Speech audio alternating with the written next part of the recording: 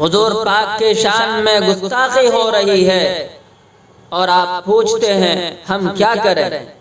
آپ کو نہیں پتا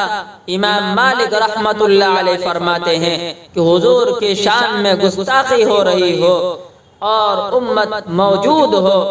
کوئی کچھ کرنے والا نہ ہو، سارے امت کو ڈوب کر مر جانا چاہیے۔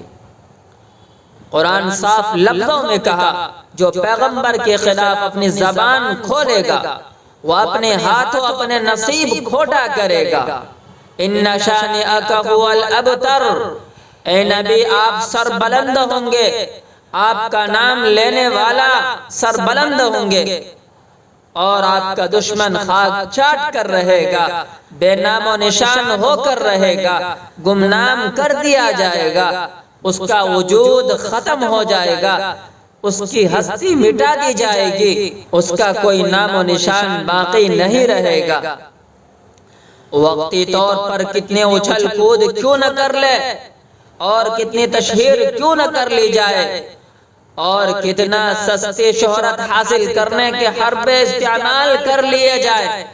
اللہ تعالیٰ نے طے کر دیا ہے جو ناموس رسالت چھیڑے گا، جو ناموس رسالت چھیڑے گا، جو پیغمبر کی شان میں گستاخی کرے گا وہ ذلیل ہو کر رہے گا، بے نام و نشان ہو کر رہے گا، نیست نابود ہو کر رہے گا، اپنے کیے کا سزا بھگت کر رہے گا اور کبھی بھی وہ اپنے جرم کی سزا سے اپنے آپ کو بچا نہیں سکے گا۔ میرے بھائیو یاد رکھیے،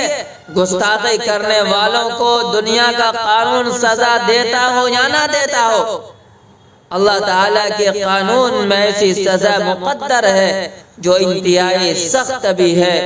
اور انتہائی عبرتناک بھی ہے۔